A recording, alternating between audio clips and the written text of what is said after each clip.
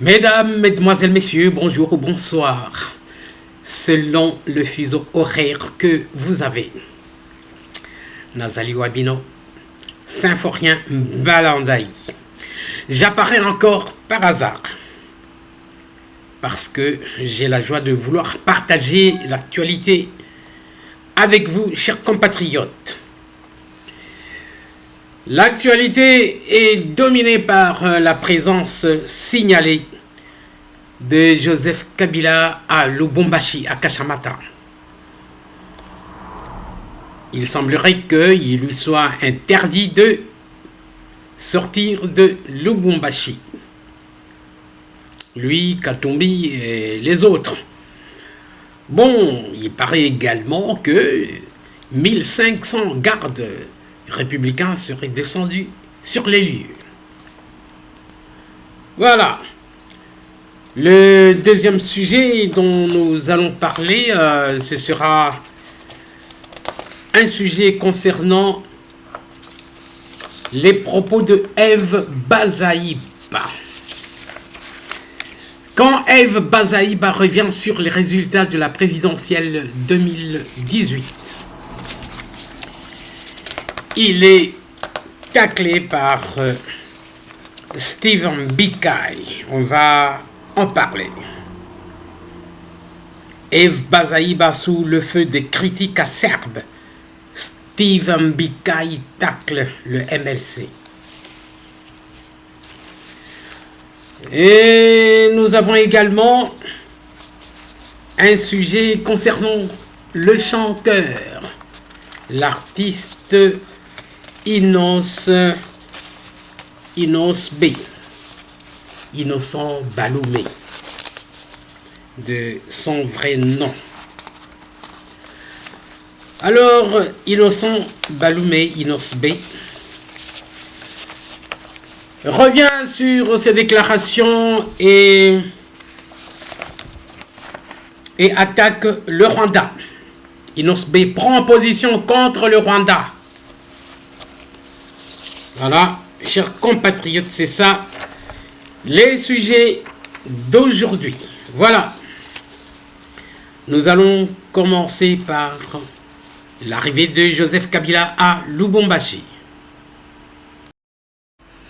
Alors, chers compatriotes, c'est le magazine Mbote.cd qui parle de l'arrivée à Kashamata de Joseph Kabila. Alors, Joseph Kabila signalé à Lubumbashi, à sa ferme de Kashamata depuis hier. Plusieurs sources recoupées signalent la présence de l'ancien chef d'État congolais, Joseph Kabila Kabange, à Lubumbashi, en province du Haut-Katanga, ce mercredi 28 juin 2023, donc c'est-à-dire hier, en provenance de la capitale Kinshasa. Je rappelle que il avait eu des difficultés pour aller à Lubumbashi parce qu'il ne voulait pas qu'il soit contrôlé, ou alors ceux qui l'accompagnaient ne voulaient pas qu'il soit fouillé finalement. Et il est retourné chez lui, et quand il est revenu pour repartir, il a quand même été fouillé. Et finalement, il est arrivé à Kashamata. Alors, après son arrivée dans la capitale du Haut-Katanga, c'est au volant d'une Jeep et Range Rover que l'ancien chef de l'État a pris la direction de sa résidence privée de Kashamata dans la commune annexe.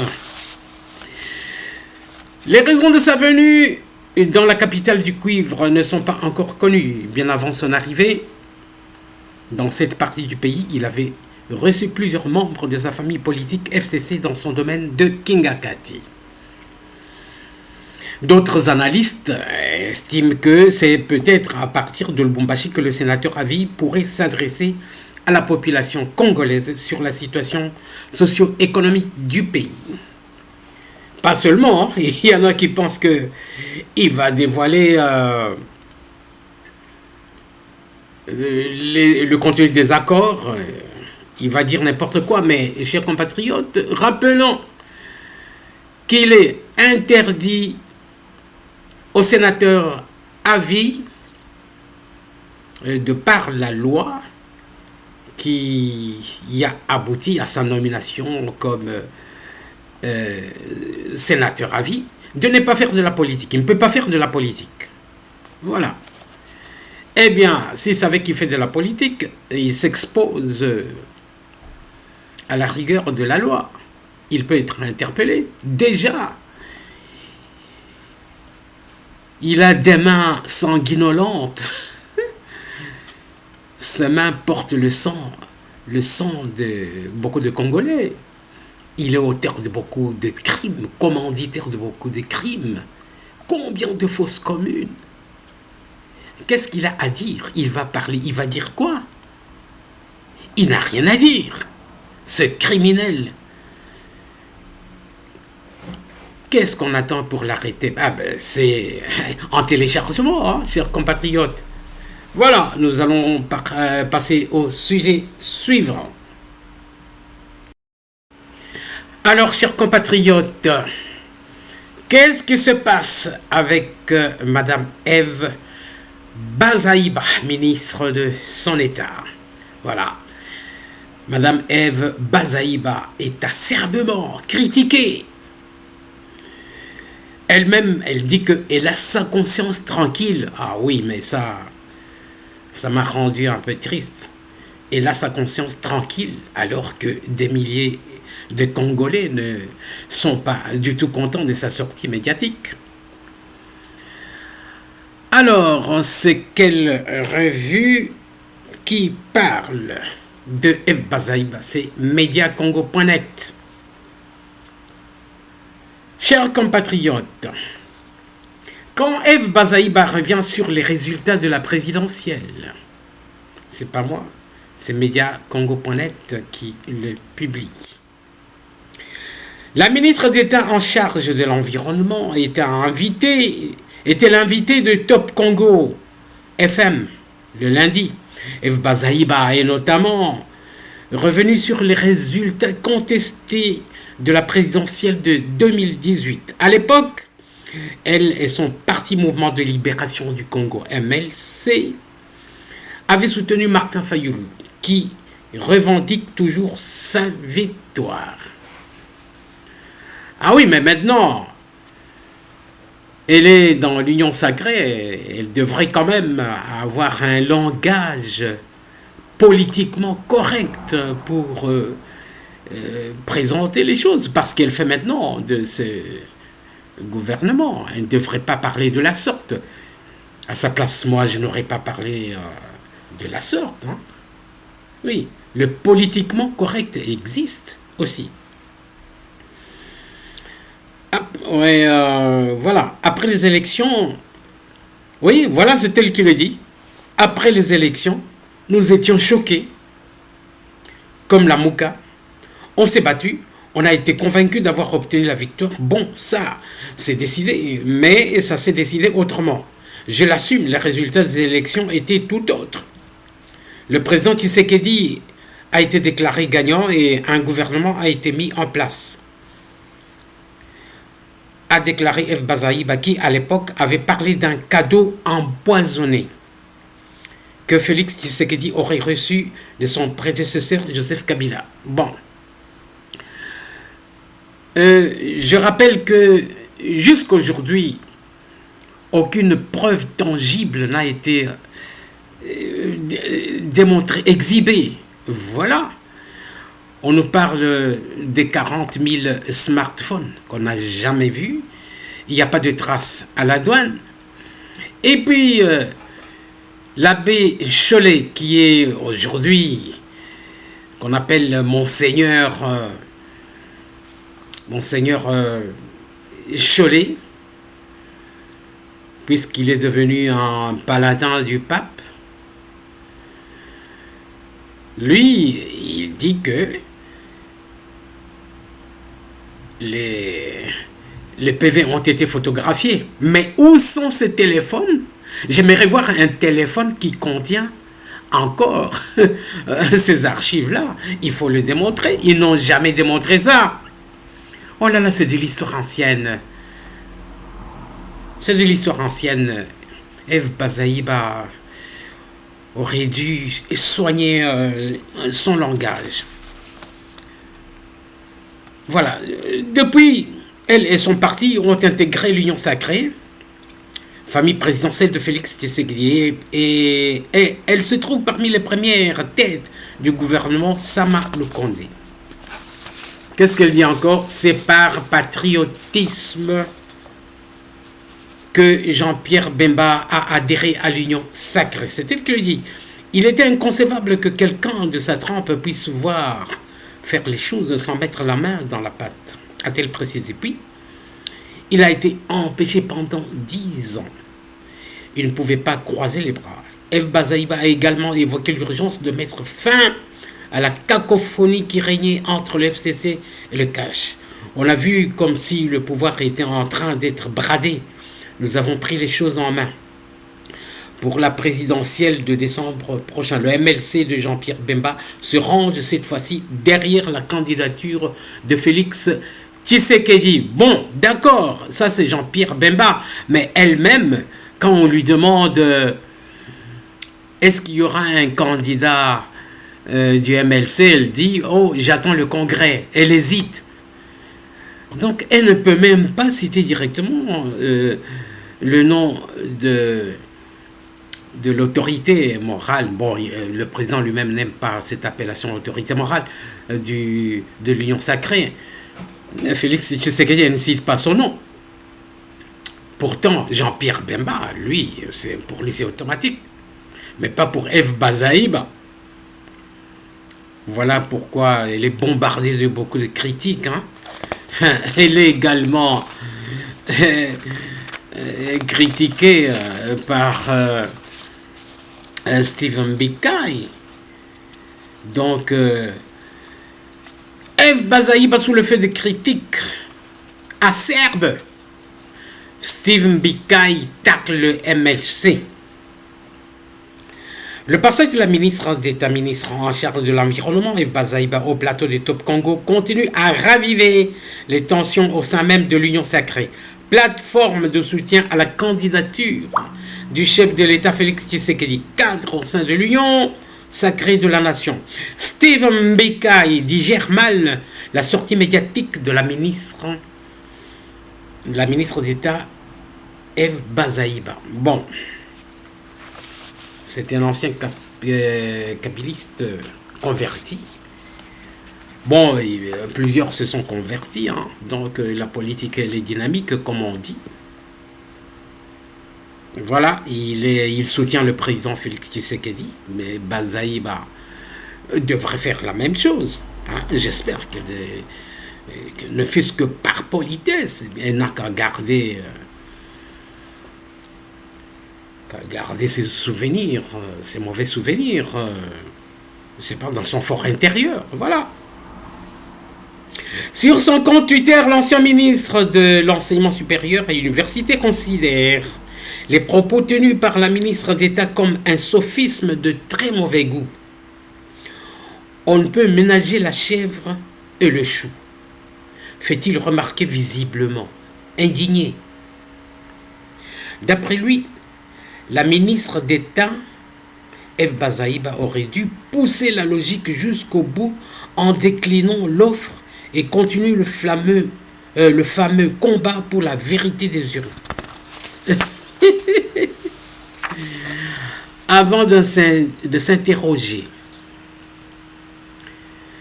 qu'en est-il du devoir de réserve quand on est membre du gouvernement? Ouais, je l'ai dit tout à l'heure, il aurait dû se réserver, garder ses mauvais souvenirs dans son fort intérieur. Voilà. Concernant l'adhésion à l'Union sacrée après leur auto-exclusion de la MOCA, Eve Bazaïba a, sans peur d'être contredite, déclaré ce qui suit. Après les élections, nous étions choqués de ce qui est arrivé.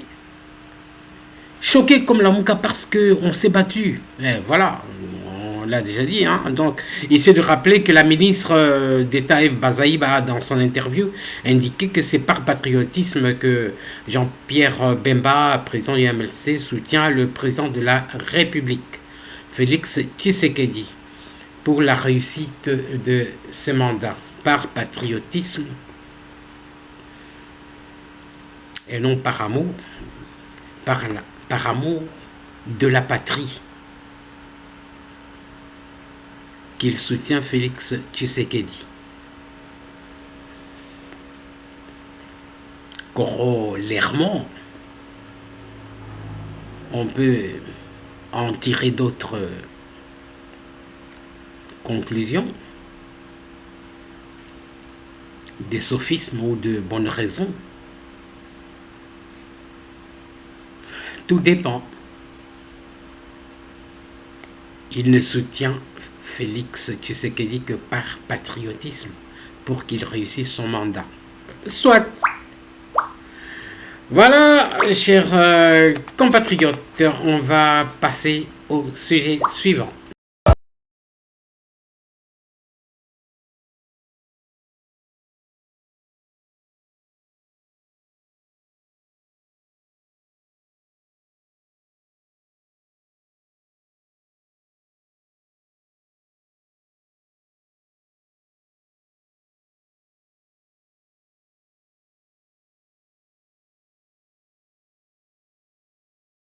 Vous venez sûrement d'écouter ce morceau, cet extrait.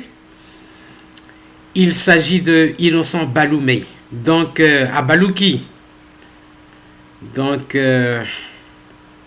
Abandaki, Kolobaete, Soki, Babengi, na Rwanda, à Kokende, problème ezate.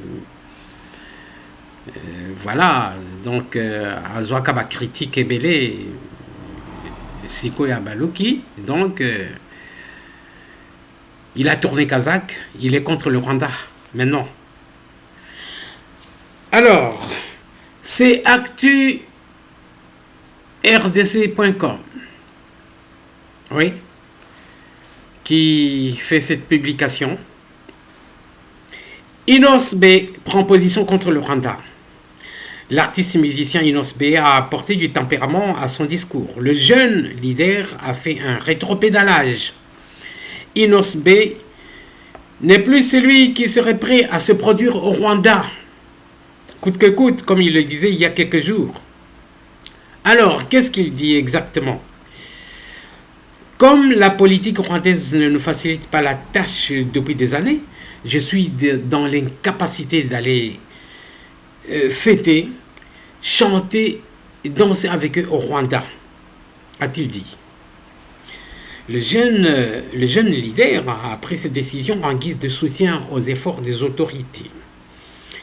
C'est une façon pour nous, en tant qu'artistes, d'apporter un soutien à tous les efforts fournis par le chef de l'État et tout le peuple congolais. Donc, je ne peux pas cracher sur ces efforts. Ça, c'est Inosbe.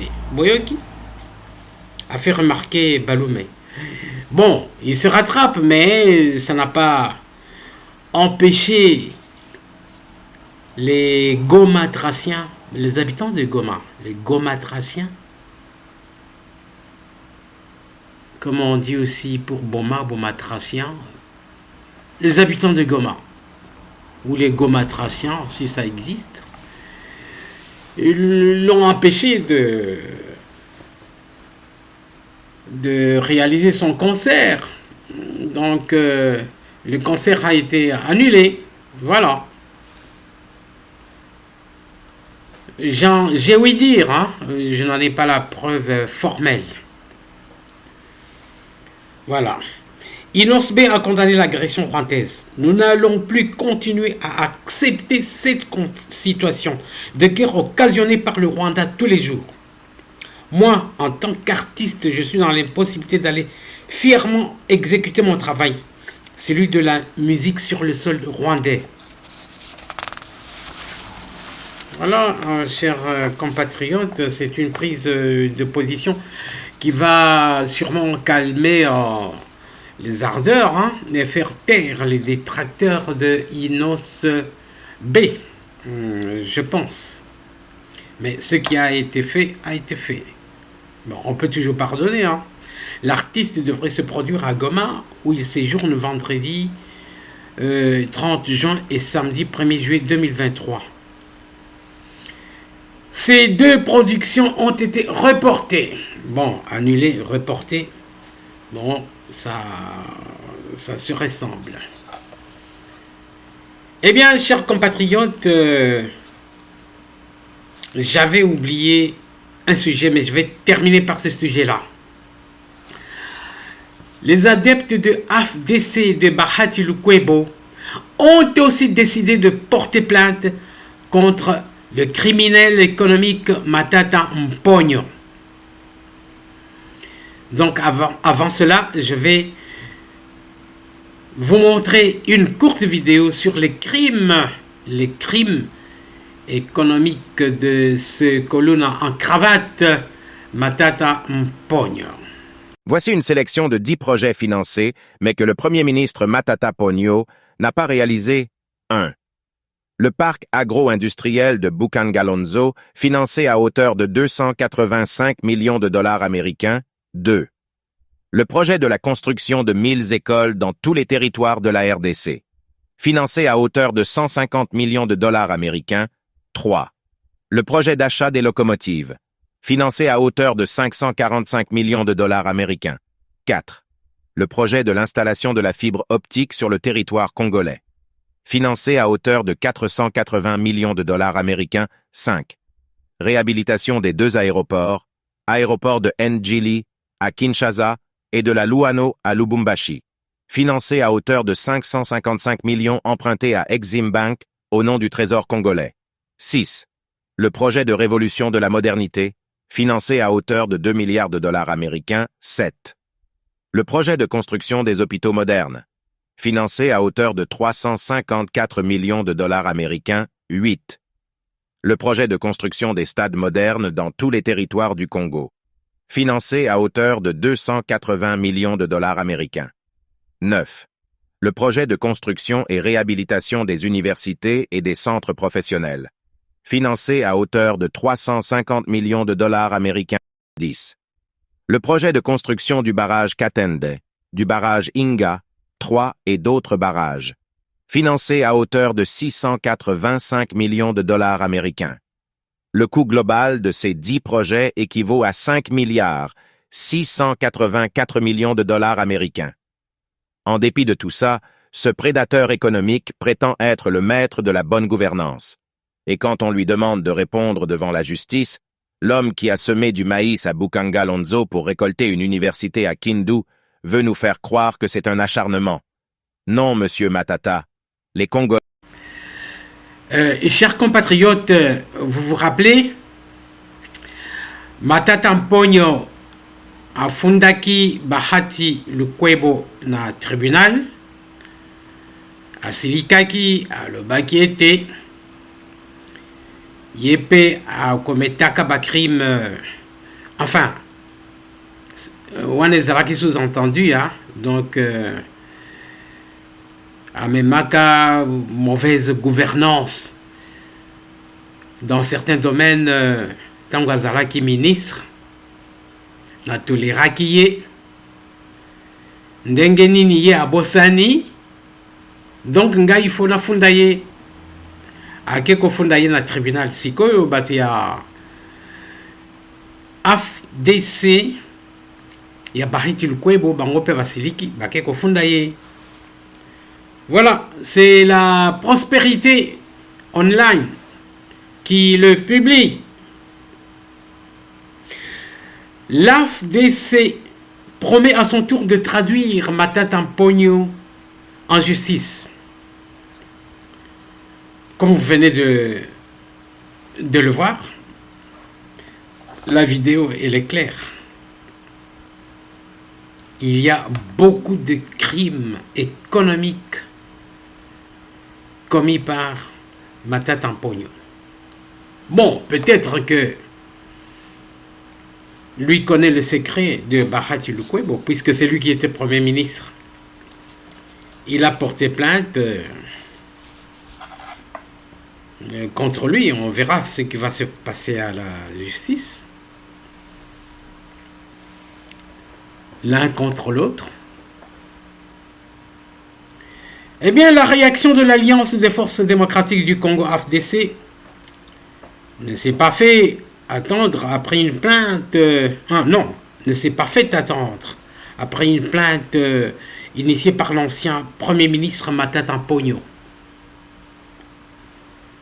C'était une erreur de la rédaction, hein. Donc cette faute ne vient pas de moi. Désolé. La réaction de l'Alliance des forces démocratiques du Congo, AFDC, ne s'est pas faite attendre après une plainte initiée par l'ancien Premier ministre Matata Mponyo à l'encontre du speaker de la Chambre haute du Parlement, Modeste Bahati Lukwebo.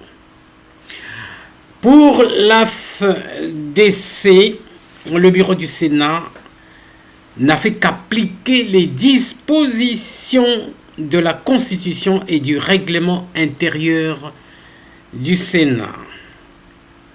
Ce, avant de se dire surprise de constater les provocations, insultes et attaques personnelles à l'endroit du président du Sénat, allant jusqu'à intenter un procès infondé et sans cause contre ce dernier. Dans une déclaration samedi 24 juin dernier au siège de l'AFDC situé sur l'avenue de la Libération, le secrétaire général Guy Richard Malongo indique ce que l'opinion nationale et internationale doit savoir, c'est que Matata Mponyo ne veut pas que la vérité soit connue sur sa responsabilité dans la débâcle de Bukangalonzo, surtout qu'il se présente comme meilleur gestionnaire de la République. Il craint fortement que cela ne soit contredit par ses présumés détournements, d'où la multiplication des entraves à la justice, le recours à des intimidations et aux tentatives de corruption, dit l'AFDC. Chers compatriotes, vous constaterez que tous ces richissimes, tous ces milliardaires congolais qui sont dans l'opposition pensent que leurs milliards volés du contribuable des Congolais, que ces milliards-là peuvent les sauver. Hein. Il y a Moïse Katumbi qui est devenu milliardaire grâce à l'uranium vendu à la Corée du Nord, à l'Iran, etc. Grâce à la spoliation des minéraux. Des minéraux, il y a certains minéraux qui auraient dû être exploités pendant 40 ans. Lui, il l'a fait pendant 4 ans. Ce que j'apprends. Lui, il dit, pour lui, il est devenu milliardaire grâce aux poissons.